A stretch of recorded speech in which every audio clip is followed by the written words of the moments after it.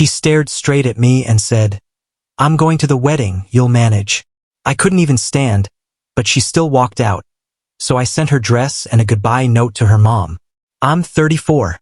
Just a week before Melissa's best friend's wedding, my life took a sharp and painful detour. A car accident left me with a fractured collarbone, cracked ribs, and a torn-up leg. I was lucky to be alive, sure, but I wasn't in any condition to celebrate that luck. I could barely walk. Even the simplest tasks, showering, getting dressed, taking my meds, felt like climbing a mountain. My doctor looked me in the eye and said, "You're going to need someone with you every day, at least for the next 2 weeks." I didn't panic. I wasn't alone. Melissa and I had been living together for over a year and dating for nearly 3. I believed we were solid, that we had built something real. So when I imagined my recovery, I pictured her by my side, the way you'd expect someone who loves you to be. But 2 days after I was discharged, it wasn't Melissa who picked me up. It was my mother. When I finally made it home, dragging myself slowly through the door, Melissa wasn't waiting with open arms or concern on her face. No, she was in the kitchen, zipping up a suitcase. Sunscreen bottles, makeup kits, hair straighteners. Everything was scattered across the counter like she was packing for spring break. Her heels were lined up like soldiers, ready to march into whatever beach photo op she had in mind. "Wait, you're still going?" I asked, struggling to keep my balance, my ribs aching beneath the bandages. My arm was in a sling, and every step felt like I was made of glass. She didn't even turn to face me at first. "Josh, I'm Madison's maid of honor. I've known her since middle school. I have to be there." I just stared at her. "You don't think I need you here? I can't even shower alone right now." That was me, barely above a whisper. She finally looked at me, eyes blank and detached. "Your mom is around. Or hire someone. You're not dying, Josh. You'll be fine." That line, that cold, casual dismissal, hit harder than the impact that had thrown my car off the road. It wasn't about guilt or obligation. I wasn't trying to chain her to the couch beside me. I just believed, maybe naively, that love was supposed to show up, especially when life turns upside down. She hugged me before she left, if you could call it a hug. It was the kind you give a stranger in a hospital waiting room. Polite, distant, empty. Then she rolled her suitcase past me and out the door. I sat there in the silence of our apartment, painkillers dulling the physical pain but doing nothing for the emotional numbness. I looked around and realized, this isn't what love is supposed to look like. I didn't scream, didn't chase her, but something in me, something quiet and powerful, began to shift. The next morning I made a few calls. First, I asked Melissa's mom if she could stop by once a day to check on me. She agreed immediately, her concern so genuine it made Melissa's exit sting more. Then I contacted a caregiving service. That's how I met Carla. She wasn't overbearing or fake sweet. She came in, helped with what I needed, respected my space, and made me feel like a person, not a burden. That evening, I moved into the guest room. The bed Melissa and I had shared felt like a lie. Like sleeping in it would be pretending everything was fine when it very clearly wasn't. 3 days passed. Melissa called occasionally. Brief FaceTimes with poor reception and even poorer attention. She'd ask if I'd taken my meds, then shift the camera to show the ocean or her plate of brunch. The final straw came during a call where she was wearing that sundress I'd helped her pick out months ago. Sunglasses oversized, and a fake smile glued to her face. Behind her, waves crashed and voices laughed. "Madison cried when I gave my speech," she said, glowing. "It was perfect. I'll tell you all about it when I get back. Feel better. Okay?" She blew a kiss. The screen went black. That night, I noticed her bridesmaid dress still hanging on the back of the bedroom door, sealed in plastic from the dry cleaners. It was long, dusty rose, the kind of dress meant more for photos than comfort. I stood there staring at it for a long time before I finally took it down, folded it neatly, and placed it in a cardboard box. I slipped in a handwritten note. "Hope the wedding was beautiful. Thought you'd want this back. And your freedom. Since I clearly wasn't a priority, I've made sure you're not mine either." The next morning I drove slowly, aching the whole way to her mother's house. I rang the bell, left the box on the porch, and walked back to the car. I didn't text her, didn't wait around for a scene. I sat there in the driver's seat, breathing in that strange mix of pain and peace. Something about that moment felt final. Like I had finally stopped asking someone to become the partner I needed and accepted the truth of who they were. The weekend passed quietly. I watched movies, ate soup from paper bowls, and dozed off on and off. My body hurt, yes, but my heart started feeling lighter. The clarity of my decision was setting in. Sunday morning, the text started. First, "Did you drop my dress at my mom's?"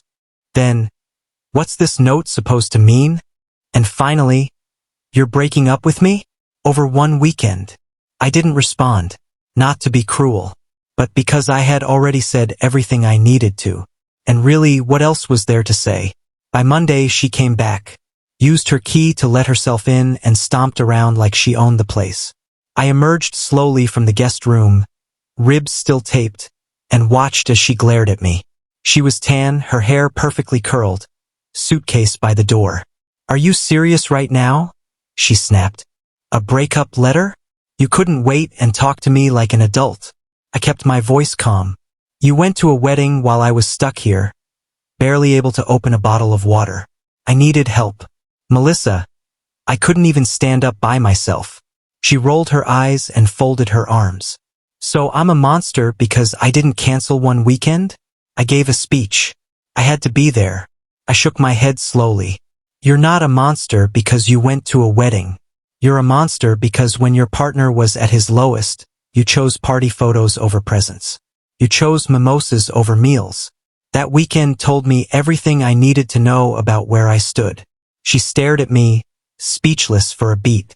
"Unbelievable," she finally said. "I had to fake smiles and lie to people all weekend. You could have waited. You abandoned me." I nodded. "You left me without a plan. I just did the same with honesty." She didn't argue, just stood there, arms tense, before picking up her suitcase. Before walking out, she tossed one last barb over her shoulder. "Maybe I'm just too independent for someone like you. Some people can't handle strong women." She slammed the door. A few hours later, a mutual friend sent me a screenshot. Melissa had posted a wedding selfie on Instagram with a caption that read, "Some people can't handle confident women. Loyalty goes both ways." But the comments weren't in her favor. One read, "Confidence isn't leaving your injured boyfriend behind. That's just selfish." Another said, "Real love shows up, even when it's hard." The post was gone within the hour. As for me, I've been healing. Slowly, steadily.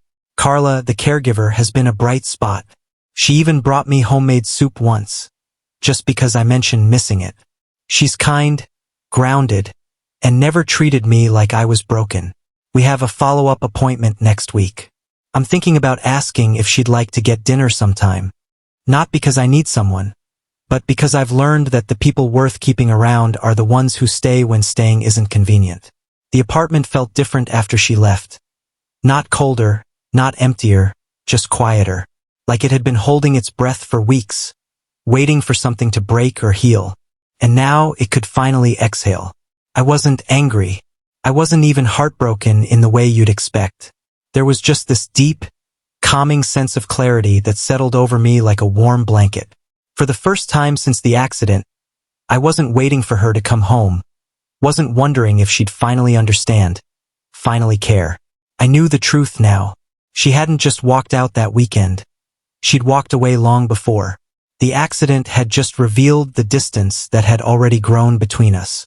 Over the next few days, I focused on recovery, not just my body, but my mind. Carla continued coming by, helping with meals, making sure my medications were on schedule, and sometimes just sitting quietly while I rested. She never made it awkward. She never tried to pry into what had happened with Melissa. She just showed up, fully, consistently, with kindness. And that presence, that steady reliability, was something I hadn't even realized I'd been starving for. One afternoon, while she was adjusting my sling, I looked at her and said, "Thanks for treating me like I'm still me."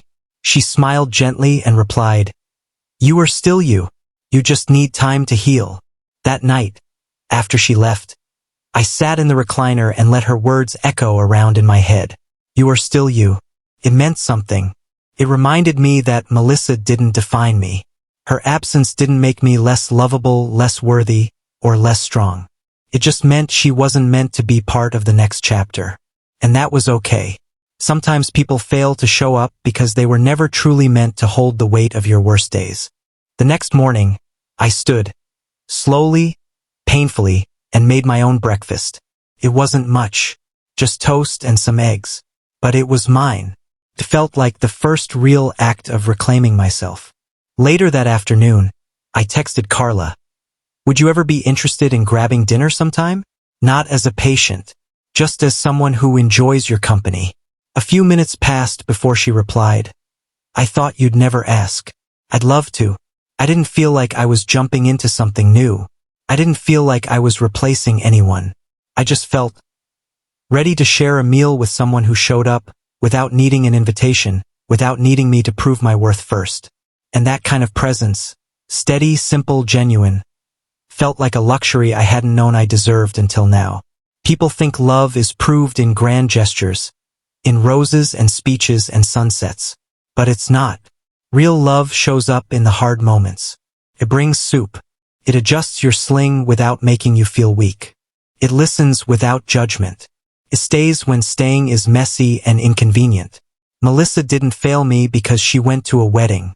She failed me because she refused to see me in my pain. Carla didn't save me, but she reminded me I was still someone worth caring for. And maybe that reminder was all I ever really needed.